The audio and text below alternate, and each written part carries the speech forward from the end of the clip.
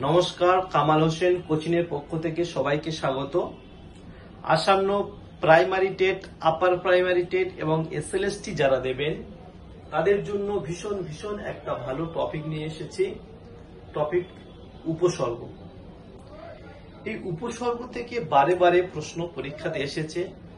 এই উপসর্গ থেকে যে প্রশ্নগুলো পরীক্ষা আসে, যেমন বাংলা উপসর্গ, তৎসম বা সংস্কৃত উপসর্গ। এই বাংলা উপসর্গ আর সংস্কৃত উপসর্গ থেকেই এই পরীক্ষার জন্য এই দুটো উপসর্গ ভীষণ ইম্পর্টেন্ট, বাংলা উপসর্গ আর সংস্কৃত বা তৎসম উপসর্গ। এই উপসর্গ থেকে যেমন বাংলা উপসর্গ হলো 21টি, এই বাংলা উপসর্গ 21টি এবং সংস্কৃত উপসর্গ হলো 20টি। এই মোট 41টি উপসর্গ পরীক্ষার জন্য ভীষণ ইম্পর্টেন্ট। এই 41টি উপসর্গ মুখস্থ করলেও মনে থাকে না, ছাত্রছাত্রীরা গুলিয়ে ফেলে পরীক্ষার হলে। তাই আপনাদের গুলিয়ে যাতে না যায় তার জন্য একটা খুব সুন্দর টেকনিক আপনাদের সামনে পরিবেশন করছি। দেখো, বাংলা উপসর্গ মনে রাখতে হলে দুটো বন্ধু, অর্থাৎ একটা বন্ধুকে আরেকটি বন্ধু চিঠি লিখছে, সেই চিঠিটা আপনারা মনে রাখবেন। এই চিঠিটা মনে রাখতে পারলেই পরীক্ষা হলে আর মাথা চুলকাতে হবে না। তাহলে দুটো বন্ধু কে কে? একটা সুহাস, একটা অঘারাম। সুহাস এবং অঘারাম দুই বন্ধু, দুজনেই মানে তাদের সম্মান করে, দুজন দুজনকেই সম্মান করে। একদিন অঘারাম সুহাসকে চিঠি লিখছে। চিঠিতে কি লিখছে দেখুন। সুহাস, আশীর্বাদ নিবি, তুই অজপাড়ার ভরসা বলে অনেকে অনাচার কুকথা ও আর চোখে দেখে। আবডালের 39টি পাতিলেবু ও কদবেল আনবি। ইতি অঘারাম। তাহলে অঘারাম সুহাসকে এই 3 লাইনের একটা ছোট্ট চিঠি লিখেছে। এই চিঠিটা আপনারা যখন মনে থাকবে, আপনারা যখন মনে রাখবেন চিঠিটা, তখন কিন্তু এই বাংলা উপসর্গ নিয়ে আপনাদের আর কোনো অসুবিধা হবে না। তাহলে আরেকবার বলছি, দেখুন চিঠিটা। সুহাস, আশীর্বাদ নিবি, তুই অজপাড়ার ভরসা বলে অনেকে অনাচার কুকথা ও আর চোখে দেখে। আবডালের 39টি পাতিলেবু ও কদবেল আনবি। ইতি অঘারাম।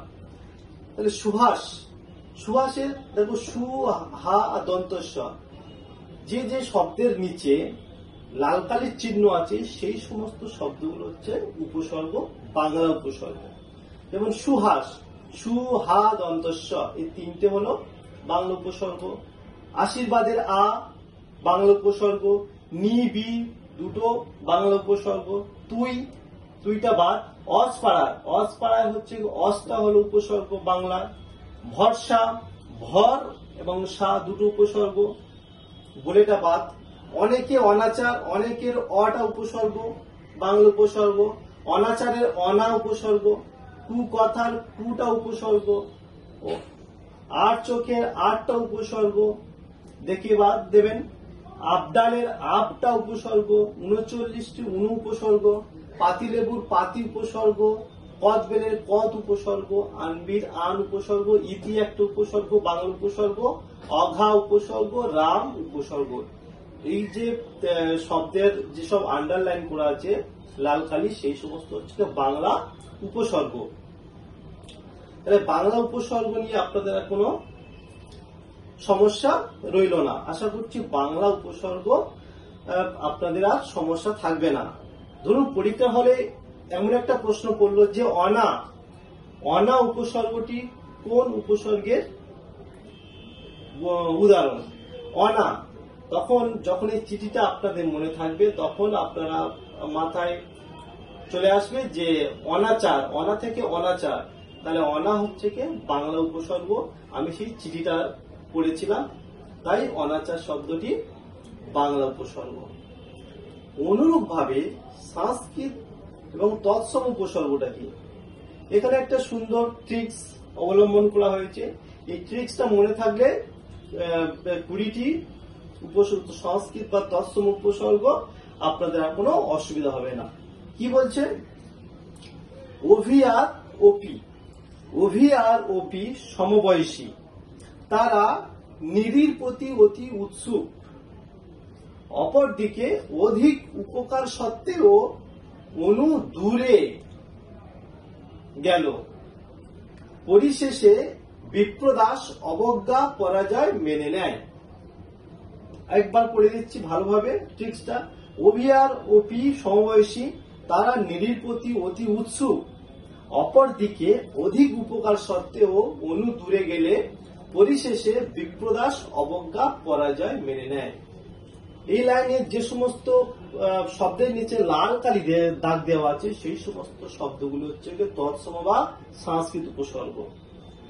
তাহলে তৎসম সংস্কৃত উপসর্গ মনে রাখতে গেলে এই চারটে লাইন আপনাদের মনে রাখতে হবে।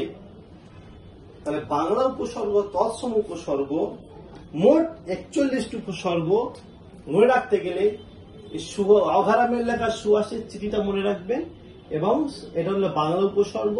এবং তৎসম উপসর্গ মনে রাখতে গেলে জাস্ট এই চারটে লাইন মনে রাখবেন। তাহলে এই দুটো ট্রিক্স আপনারা মনে রাখলে 41টি উপসর্গ, যেটা পরীক্ষার জন্য ভীষণ ভীষণ ইম্পর্টেন্ট, সেটা আপনাদের আর সমস্যা হবে না। পরীক্ষা হলে আর মাথা চুলকাতে হবে না, নিমিষে আপনারা উত্তর করতে পারবেন। নমস্কার।